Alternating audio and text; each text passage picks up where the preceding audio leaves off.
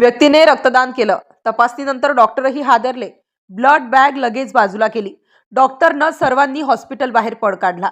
हॉस्पिटलच्या बाहेर लोक कुजबुजू लागले। असं काय मिळालं की बॅग फेकावी लागली? नेमकं काय घडलं पाहूया। एक साधं रक्तदान शिबिर, बाहेर मोठा बॅनर, रक्तदान जीवनदान। लोकांच्या चेहऱ्यावर समाधान, काही जण फोटो काढत, काही शेअर करत। आज पहिल्यांदा रक्तदान। रजिस्ट्रेशन टेबलवर स्वयंसेवक व्यस्त, पेपर हातात देत होते, चहा पाणी ठेवलेलं, माईकवर सतत घोषणा, दान करा जीव वाचवा। गर्दीत एक शांत साधाभोळा तरुणही चालत आला। तो कुणाकडे बघत नव्हता, कुठलाही फोटोग्राफर मागे नव्हता, कोणतेही लाईव्ह स्टोरी नव्हते। तो शांतपणे फॉर्म भरतो, नर्स त्याला आत बोलावते, त्याच्या हातात सुई टोचली जाते। एखादी रुटीन गोष्ट, अपेक्षेपेक्षा शांतपणे तो उठतो, धन्यवाद म्हणतो आणि लोकांच्या गर्दीत मिसळून निघून जातो। कथेला इथे काहीचे वेगळे वळण नाही वाटत। रक्ताची बॅग कोल्ड बॉक्समध्ये ठेवली गेली आणि पुढे तो रोगनिदान विभागात पोहोचली। यंत्रावर टेबल चिकटवले, सॅम्पल ट्यूब वेगळ्या घेतल्या। टेक्निशियन हा रोजचा कामच आहे असं गृहीत धरून तपासणीला सुरुवात करतो। काही तास जातात। अचानक तोच टेक्निशियन विभागातून धावत बाहेर येतो। त्याच्या चेहऱ्यावर काळजीचं सावट। साहेब, हे नमुने पुन्हा तपासावे लागतील। तो हातात पेपर धरून थिजल्यासारखा म्हणतो। वरिष्ठ डॉक्टरांना कळवलं जातं। प्रक्रिया पुन्हा सुरू। मशीन फिरू लागतात, टेस्ट ट्यूब्स फिरतात।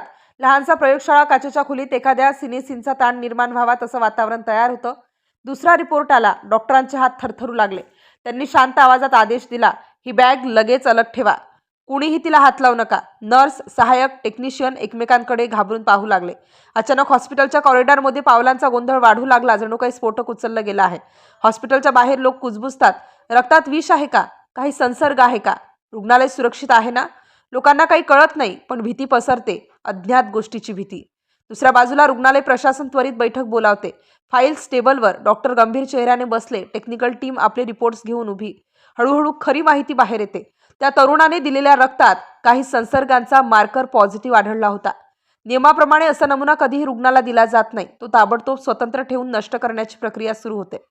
महत्त्वाचं म्हणजे कुणाचाही जीव धोक्यात नव्हता, कारण प्रत्येक रक्ताची बॅग रुग्णाला देण्याआधी अशाच तपासणीतून जाते। ही प्रक्रिया ज्यामुळे धोका टळला।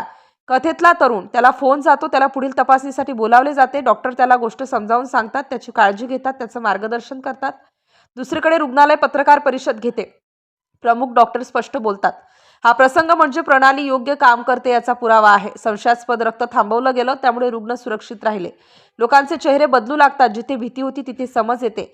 आता कळते की ही कथा धक्का किंवा हादरले यापेक्षा सुरक्षित प्रणालीची कार्यवाही आहे। सस्पेन्सचं उत्तर शेवटी उलगडलं। रक्त फेकलं गेलं कारण धोका निर्माण झाला म्हणून नाही, तर नियमाप्रमाणे रुग्णांची सुरक्षितता जपण्यासाठी। हॉस्पिटल शांत होतं। फक्त एक धडा मागे राहतो, उत्साहापेक्षा प्रक्रिया महत्त्वाची, अफवांपेक्षा माहिती महत्त्वाची आणि भीतीपेक्षा विज्ञान अधिक मौल्यवान।